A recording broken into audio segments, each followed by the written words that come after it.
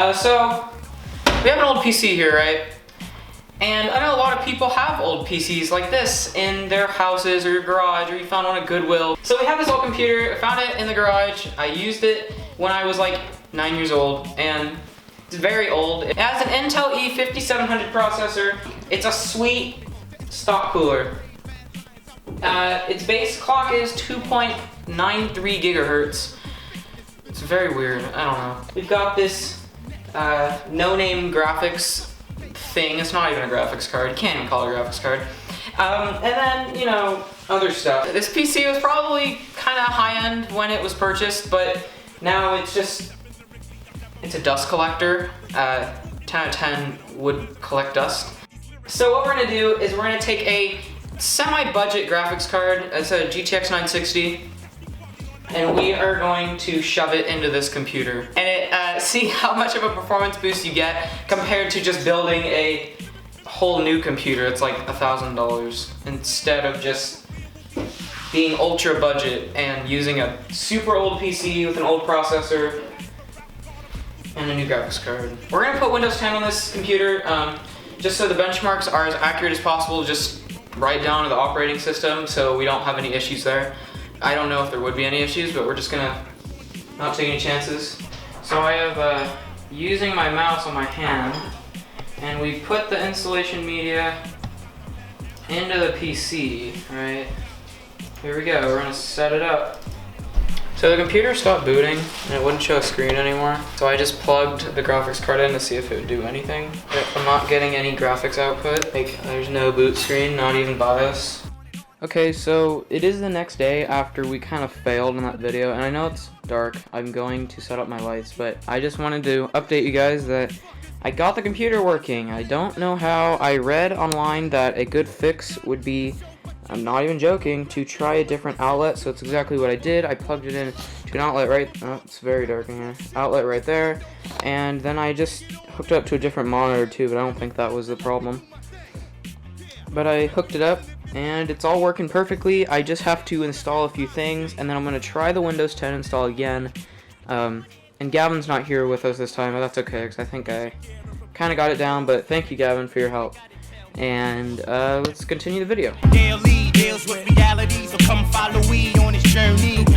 Where the crooks dwell and the products overlooked in the form of a street, you know them well. Bet your ass this grass is greener than the 20-second cents of me. Straight from Medina, you know the vibe. With Smith and Wesson, twist up the side. These are my people in the field. So my head's in the side. We do or die, the touch the stamina. So any challenger, we pass them off to the damage. For this installation, the power supply does not have a PCIe power, which is needed for this graphics card right there.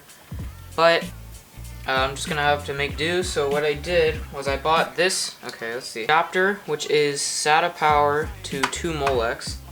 And then my 970 came with a, which one did it come with? It came with the 2 Molex to a 6-pin SATA, or not SATA, PCIe power. And then it also had a dual 6-pin power thing to 8-pin, which plugs into the 960.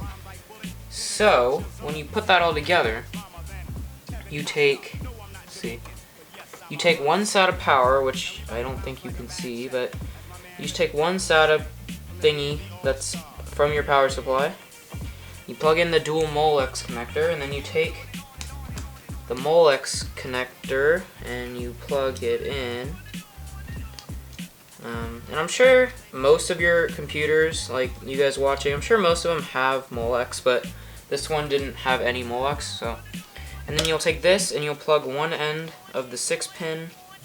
You'll take the 6-pin, plug it into one of these, and then you have the 8-pin, and this will plug right into your 960. So if you have a 970, it won't even fit in this case, but if you are trying to put a 970, you will need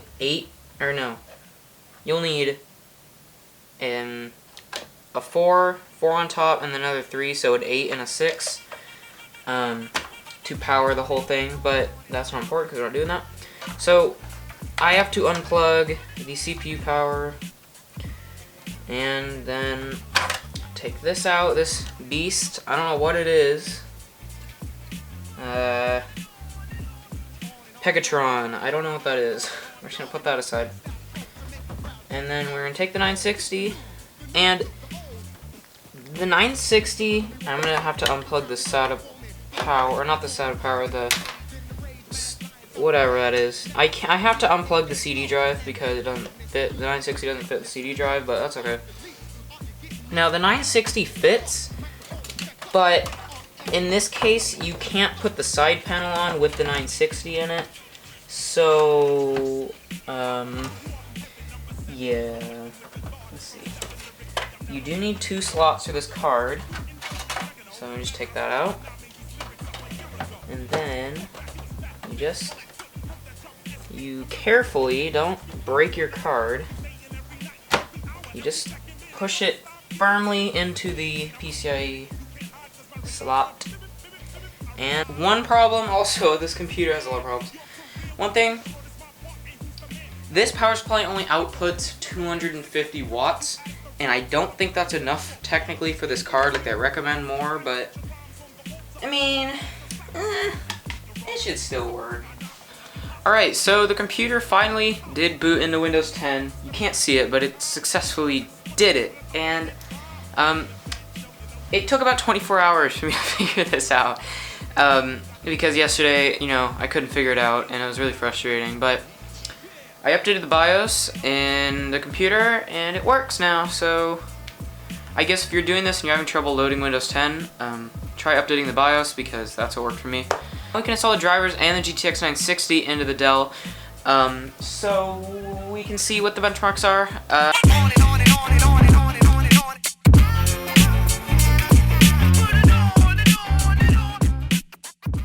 Alright, so, sorry the light's a little weird. I recently, by recently I mean about 20 minutes ago, I broke one of these lights. One of the box lights. I was moving it and it tipped over, and then it hit the corner of this monitor. I know you can't see it. It hit the corner of the monitor, and the bulb shattered.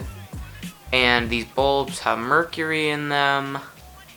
And so, yeah. Now we only have one light, so I don't know what we're gonna do about that, but we're just gonna finish this video for now. Alright, so after doing all the benchmark testing, the results were pretty much how expected. The old PC with the Intel 7500 and the GTX 960, it had a total score of 4800, which isn't awful. All the games that I tested on it, the CSGO, the Culling, and I was gonna test GTA, but I couldn't download it. But both of those games, you know, as non-demanding as they are, they ran really well. CSGO ran around 60 FPS the whole time. It was more than playable. And then the Culling was a little less enjoyable, I guess, but you could definitely play it if you really wanted to. Then I ran Firestrike on my PC paired with the i5-4690K and the 960, and that got a score on Firestrike of 6700. There is a big performance boost when you add a new processor, but keep in mind this processor is about 9 years old. So you can't expect it to have as good as performance as a processor that came out 2 years ago, especially because it's only a dual core, and the i5-4690K that I have is a quad core. So yeah, overall what I think about this experiment is I would not intentionally buy a cheap computer like this, like an old PC, and put a new graphics card in it. This is only really if you already have an old PC or someone gives you an old PC and you got some cash to burn, or you want to make that your PC, then you would buy a 960 or something around that price point, and then you'd have a working, gaming PC. If you're already looking to get a new computer and you have a pretty big budget, I wouldn't try to save money by buying an old computer or buying old parts like this. Just get the best you can, but if this is the best you can get, then it's pretty good. But back to the CPUs, the E7500, which is in the old PC, only costs now around $30 compared to my i5, which costs around $230. So there is a huge price difference there, and it shows in performance. But again, if you're on an extreme budget, like you're one of the people that tries to build a PC for like $150, this would be a great CPU to use. You should check out Gavin's video. I'll link it like here in the description or something. But yeah, in his video he used a old quad core, I think it was an Intel like Q6600 I think, and that could also be, if you're looking to get a very budget CPU, which I don't recommend, and cheaping on your CPU, that's probably not a good idea. But again, if you're like wanted like an under $100 PC, whatever, then that'd be also a good one because it is a quad core. It probably perform a little bit better than this E7500, which is only a dual core. So I guess in all, it took me about 2 days to film all this stuff, but I think it'll be worth it. I think you guys will find this informational and helpful to you. If you did, then don't forget to leave a like, and we reached 200 subscribers, which is awesome. I don't know what to say. I guess next stop, 300. Yeah. Sorry for not uploading a video in 2 weeks. Not really sure what happened. It kind of just, time got away, and we had Easter this Sunday, and it just sounds like a bunch of dumb excuses, but I actually genuinely could not get a video up. So, I hope you understand. I may have another video going up this weekend, but it doesn't really look like I will, but I might, so look out for that. But I will see you guys on a regular upload schedule next Sunday. Thanks for watching. Fall to your knees, bring fruit, ask advice, put your rhymes on the